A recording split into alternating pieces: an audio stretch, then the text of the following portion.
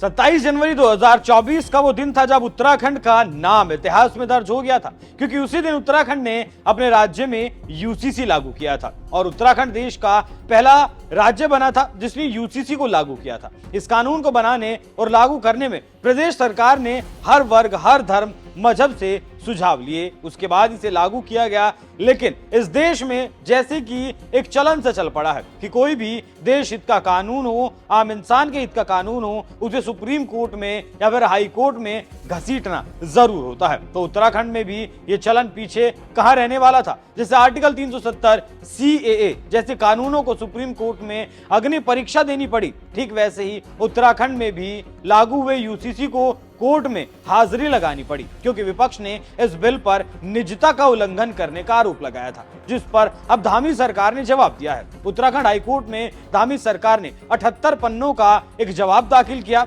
दरअसल इस यूसीसी में लिव इन रिलेशनशिप में रहने वालों को सरकार ने कहा था कि अगर आप लिव इन में रहते हैं तो इसकी जानकारी आपको सरकार को देनी होगी, उसके बाद ही आप रह पाएंगे। लेकिन विपक्ष में ये बात कतई विपक्ष से बर्दाश्त नहीं हुई। विपक्ष को बस मुद्दा चाहिए और यही कारण है कि सरकार ने अपने जवाब में इसे बेतुका बताया है। विपक्ष ने एक और आरोप लगाया कि यूसीसी में जो सेवाएं मिलती हैं और उसमें जो जानकारी दी जाती हैं उसकी गोपनीयता सरकार नहीं रखेगी, सरकार उसकी सर्विलांस कर सकती है। इस आरोप को भी सरकार ने कोर्ट में महज कपोल कल्पना ही बताई और ये आरोप महज अनुमान पर आधारित है, ऐसा सरकार ने कहा। सरकार ने अपने जवाब में आगे कहा कि आधार को लिंक करने से स्टेट द्वारा सर्विलांस करने के आरोप महज अनुमान पर आधारित और बेतुके हैं। यूसीसी पुरानी प्रथाओं की तुलना में व्यक्तिगत अधिकारों और समानता को ज्यादा महत्व देता है।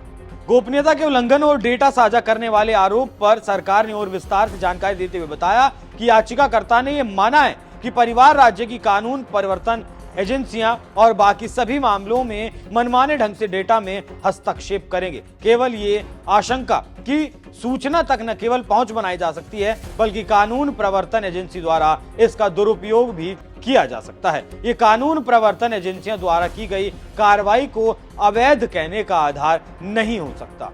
यूसीसी में नागरिकों का जो डेटा इकट्ठा किया जाता है वो आम आदमी की प्राइवेसी को पूरी तरह सुरक्षित रखता है। अगर कोई सरकार अपने नागरिकों के आधार योजनाओं से लिंक करती है तो उससे प्राइवेसी का हनन कैसे होता है, इस बात को शायद याचिकाकर्ता भी कोर्ट को सही ढंग से समझा नहीं पाए और यही कारण है कि राज्य सरकार ने इन आरोपों को बेबुनियाद बताया। एक और सरकार पर आरोप मढ़ा गया कि यूसीसी के आने से उत्तराखंड के लोगों को अतिरिक्त क्षेत्रीयता साबित करनी होगी, मतलब दोहरी नागरिकता साबित करनी होगी। इस आरोप की भी सरकार ने धज्जियां उड़ाते हुए कहा कि उत्तराखंड का निवासी होना कानून के लागू होने के लिए पर्याप्त आधार है। ये अतिरिक्त क्षेत्रीयता कानून नहीं है बल्कि केवल एक क्षेत्रीय कानून के अतिरिक्त क्षेत्रीयता प्रयोग का मामला है।